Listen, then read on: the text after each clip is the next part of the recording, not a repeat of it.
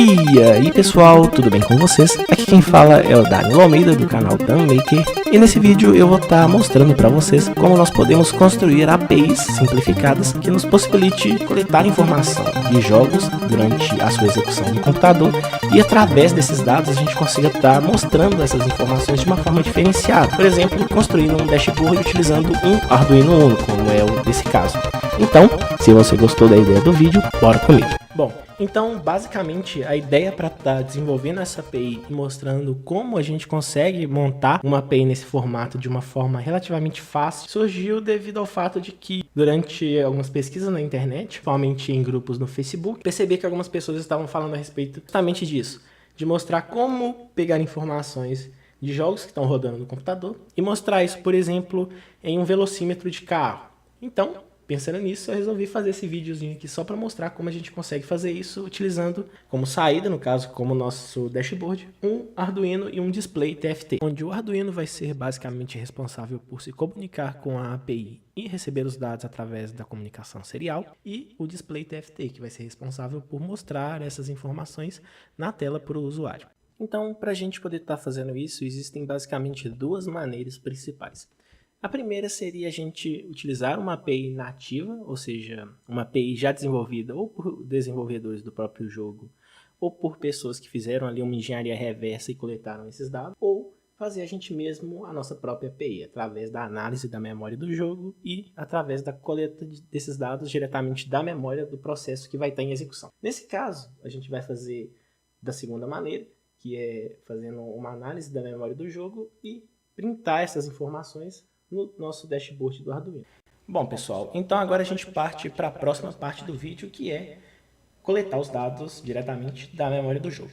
Então, para a gente poder fazer isso, o que a gente precisa basicamente é do Cheat Engine, que já é uma ferramenta completa para você fazer análise de memória e engenharia reversa em aplicações no geral, e do nosso jogo em si, que no caso eu vou estar rodando o Top Gear, que é um joguinho bem legal e que muita gente conhece aí no mundo dos games. Então, basicamente, o que a gente precisa fazer é carregar um estado. Eu já carreguei um estado do jogo aqui, e eu vou abrir no Cheat Engine o processo do jogo, no caso, o processo do emulador.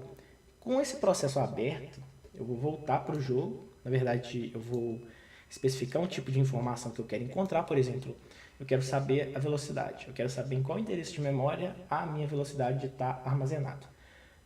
O que acontece?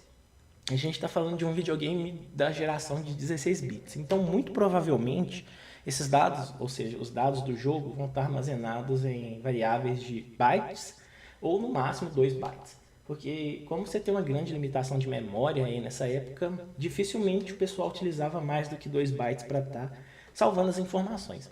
Normalmente se utilizava mais de 2 bytes quando você tinha que salvar pontuação e coisas do tipo. Então, para começar, a gente vai procurar um tipo de dado que tem 2 bytes e a gente não sabe o valor desse tipo de dado, que vai ser basicamente a velocidade do nosso carrinho. E a gente vai mandar pesquisar. Logo em seguida, a gente volta para o jogo e executa alguma ação. Por exemplo, eu vou fazer o carrinho parar. Quando o carrinho parar, ou quando ele diminuir a velocidade, o valor que está armazenado aqui na memória vai ter diminuído. Então, a gente vai pesquisar de novo e você já vai ter feito uma filtragem bem significativa desses dados como um todo. E depois disso a gente vai, volta para o jogo e, por exemplo, acelera o carro. Fazendo isso, o meu valor aumentou. Então, eu vou mudar o tipo de filtro para valor aumentado e vou aplicar ele de novo. E eu vou fazendo esse processo de forma iterativa até que eu encontre um tipo de dado que se assemelha ao que eu estou procurando. Ou seja, vai chegar um ponto em que eu vou ter um conjunto de dados tão pequeno que ele vai estar ali mais ou menos correspondendo ao que eu quero. Por exemplo, se a gente continuar seguindo o algoritmo mais ou menos aí nessa forma, a gente vai chegar num ponto que o nosso carrinho vai parar. Deixa eu parar ele aqui. E quando eu voltar aqui, ele vai dar um valor meio que próximo ali, ó. Tá vendo esse zero aqui? Possivelmente o meu valor está armazenado aqui. Então, se eu voltar para o jogo e carregar, vocês vão ver que vai ter uma variação. Na verdade, ainda não é esse valor, porque, como vocês podem ver, ele continua 0. Então, a gente vai aqui de novo, procura pelo valor que aumentou, e vai fazendo esse processo de forma iterativa até chegar no valor que a gente quer. E facilitar para o pessoal, eu já vou disponibilizar esses endereços de memória, porém é interessante saber mais ou menos como que funciona, pois acaba que, se você não tem uma noção de como fazer isso, você não vai conseguir construir a sua própria API. Então vamos lá, vou pesquisar o 0 aqui. Como vocês podem ver, o valor já diminuiu bastante, e quando eu aumento esse valor aqui, o valor ali também altera. Por exemplo, eu tenho um valor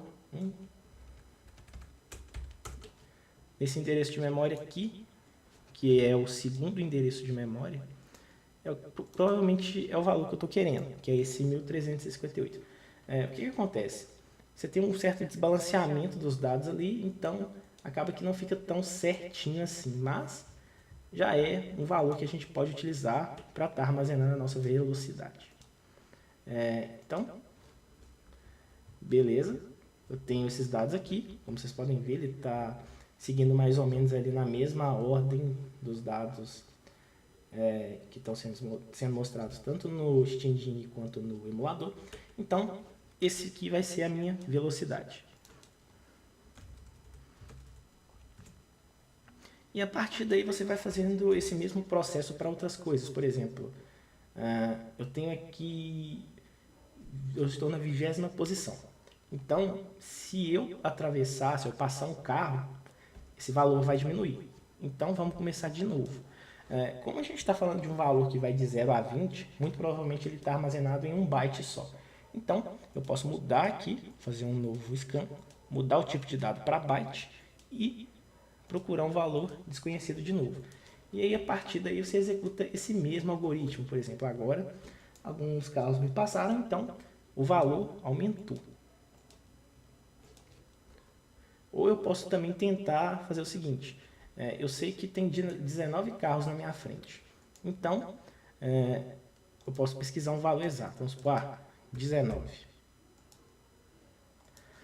Então, ele já me deu uma quantidade bem grande de 19 ali. E se eu passar algum outro carro, por exemplo, agora, esse valor tem que ter mudado para 18. Então, se a gente olhar aqui, dois valores mudaram para 18, que são esses e esse aqui, que são esse e esse aqui. Então, eu faço, deixar um outro carro, eu deixo o carro me passar de novo. E o valor que mudar para 19, que no caso foram esses dois aqui, vai ser o valor que eu estou querendo. Então, definitivamente é um processo trabalhoso, é a parte mais chata do processo como um todo, porque é bem possível de você errar, pegar endereço errado, então é um processo bem complicado de ser realizado. Porém, quando você aprende e pega a manha de como é que faz, fica bem simples e bem tranquilo. E com base nisso, a gente agora faz esse processo para todas as outras variáveis que a gente quer analisar. Para esse tutorial eu vou utilizar basicamente a quantidade de nitros que o automóvel possui, a posição dele em relação aos outros participantes da corrida, a velocidade que ele está e a quantidade de gasolina que eu tenho. Então, como eu já fiz isso, eu já tenho isso pronto, eu só quis mostrar como faz essa primeira parte e vocês podem, a partir daí, fazer o de vocês. Mas de toda forma, esse código vai estar disponibilizado no GitHub, então é só ir lá, baixar e ver os endereços. Porém, é interessante fazer esse processo de buscar os dados na memória para entender como que funciona e como que você faz isso de uma forma bem otimizada. Bom, e agora por fim, mas não tão menos importante, a gente vai dar uma analisada no código que foi implementado, que faz e executa todas essas funções. Para estar implementando esse sistema, eu subdividi o projeto em basicamente 4 classes principais, sendo a primeira denominada endereços. Na verdade é um arquivo onde eu basicamente salvo cada endereço de memória das informações que eu quero ler, que no caso vai ser a quantidade de nitro, os carros que estão à frente do meu carro, a quantidade de combustível que foi consumida pelo carro, os pontos que o carro fez depois de ter feito um conjunto de corridas, e a velocidade que esse carro tem naquele exato momento. Depois disso a gente tem a parte que faz o gerenciamento da memória, que é o Memory Handler, E essa classe aqui fica basicamente responsável por fazer todo esse processo de coleta de informação do jogo através das APIs que o Windows fornece. Como vocês podem ver aqui, eu estou fazendo o import de duas bibliotecas. A primeira é o ctypes e a ctypes wintypes. E depois disso a gente cria a nossa classe, que vai ter como atributos aqui um Open Process, um Read Process Memory, Close Handle e gerenciador de processo. Como é que funciona então essa classe, que é a classe base, e que pode até mesmo ser utilizada posteriormente para implementação de outros projetos. Essa classe ela vai fazer todo o gerenciamento da memória, ou seja, ela vai ser responsável por coletar os dados da memória e enviar isso para as outras classes, que no caso vai ser a classe carro, onde eu vou ter salvo esses dados. Então, para poder fazer isso, a API que eu vou utilizar, que é a API própria do Windows, precisa que eu passe para ela o nome do processo que eu quero estar manipulando os dados na memória. E para fazer isso eu preciso pegar o PID desse processo. Então, essa classe recebe basicamente o nome do processo como atributo no construtor, e com base nesse atributo ela encontra o PID desse processo e realiza a conexão da biblioteca com o processo, que é feito nessa função aqui, conectar processos. Nessa função conectar processo, eu utilizo a DLL do Windows, que está especificado o conjunto de bibliotecas que eu preciso. Logo em seguida, eu abro o meu processo, pego a classe que faz a leitura da memória e fecho esse gerenciador de processo. Depois disso, eu preciso abrir o meu processo e para isso eu passo algumas informações, que seria basicamente o tipo de manipulação que eu vou fazer naquele conjunto de dados, que é definido por esse Process Carry Information, e o tipo de coisa que eu vou fazer nesses dados. Por exemplo, eu quero fazer pesquisas nos dados, ou seja, eu quero analisar a memória, e para fazer isso eu preciso definir que tipo de dado eu vou fazer. Então, eu vou fazer uma leitura nesse. 2000 anos depois. Então, o meu gerenciador de processo vai chamar o abrir processo, e nesse abrir processo, que é o Open Process, eu vou passar os atributos diretamente para o construtor e eu vou ter o gerenciador de processo pronto para ser utilizado. Feito isso, o meu processo já está integrado utilizando essa API, e eu consigo fazer a minha própria manipulação na memória utilizando esse gerenciador de processo aqui. Então, depois disso a gente tem duas funções que vão servir basicamente para a gente manipular e ler os dados na memória, que é a ler palavra, que vai, como o próprio nome dela já diz, ler uma palavra, sendo que nessa arquitetura de 16 bits a gente vai considerar que uma palavra tem basicamente 2 bytes, e a gente vai ter a função ler byte, que vai, como o próprio nome diz, ler um byte na memória. Então essas funções seguem basicamente o seguinte preceito. Eu passo para ela um endereço e eu verifico se o meu gerenciador de processo foi inicializado. Se ele tiver sido inicializado, significa que a linkagem com a memória do outro processo está funcionando corretamente, e com essa linkagem funcionando corretamente eu posso ler esses dados da memória. Então, basicamente o que eu faço é alocar um buffer de 16 bits e faço uma alocação da quantidade de bytes que eu vou ler dessa memória. Aqui no caso, eu aloquei um buffer com 2 bytes de memória e eu tenho uma quantidade de bits que eu vou ler. E na função ler memória processo, eu vou passar o meu gerenciador de processo, o endereço que eu quero ler, o tamanho do buffer que eu estou querendo preencher com esses dados, a quantidade de bytes que eu vou ler e o ponto de início que eu tenho que ler ali na memória. Então, depois de feita essa leitura, eu vou basicamente retornar esse buffer com os dados que eu li. E esse processo vai ser feito também pela ler byte. Então, com isso aqui eu já consigo fazer a minha leitura na memória. E o interessante é que dessa forma que foi implementada, eu consigo utilizar essa função aqui para praticamente qualquer projeto que eu for implementar, que eu tenha gerenciamento de memória integrado nele. Então, é bem interessante manter esse padrão onde você consiga reaproveitar código que já foi implementado anteriormente. Depois disso, então, a gente volta para a função main e aqui eu vou ter uma car update. Mas o que é essa car update? Nada mais é do que a instância de carro.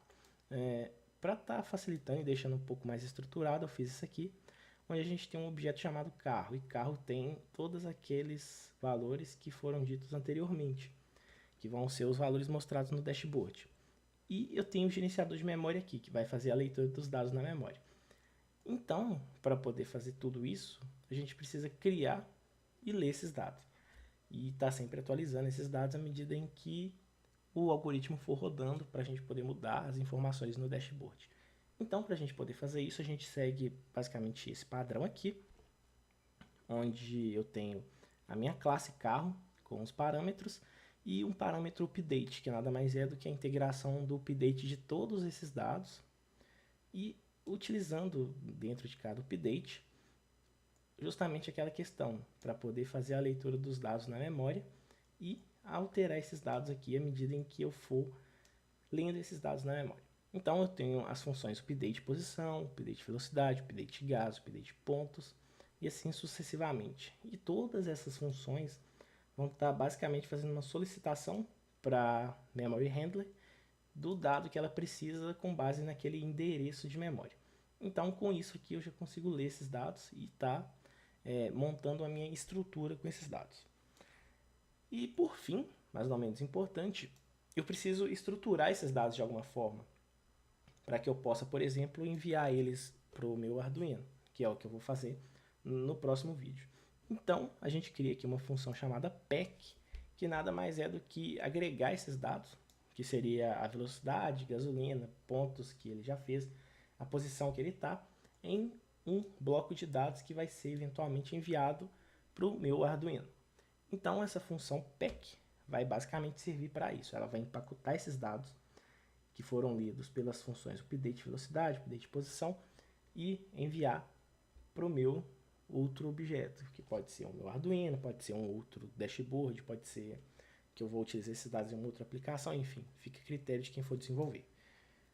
E a gente volta para a função main. A função main, por sua vez, então, vai basicamente dar o update, ou seja, ela vai mandar o meu método carro, o meu objeto carro, fazer o update desses dados, que é feito através da leitura dos dados na memória. Feito isso, eu vou pegar esses dados, ou seja, eu vou gerar uma segunda estrutura secundária, vou dar um print nessa estrutura a fim de depuração mesmo, vou escrever esses dados na minha porta serial, que no caso seria nessa ideia de mandar os dados para o Arduino, e por fim eu vou mandar ele esperar um tempinho, porque o que acontece? Eu preciso esperar um tempo até para não gerar um volume de dados muito grande e o sistema dá pau.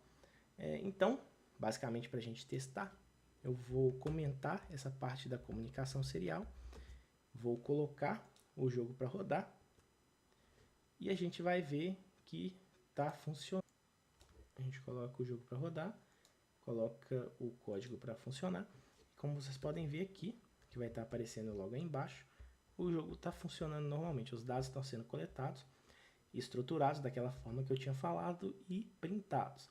Então, basicamente o que vai faltar depois desse vídeo aqui é mostrar como a gente pode criar um dashboard no Arduino e como está transmitindo esses dados para o Arduino. Que basicamente aqui utilizando a Pi Serial vai ser basicamente conectar o Arduino com a porta de comunicação através da porta COM e enviar esses dados utilizando o serial.write. Então é isso, pessoal. Se você gostou do vídeo, não deixe de curtir, compartilhar e pode aguardar que logo chega a parte 2. Valeu e até o próximo vídeo. Falou!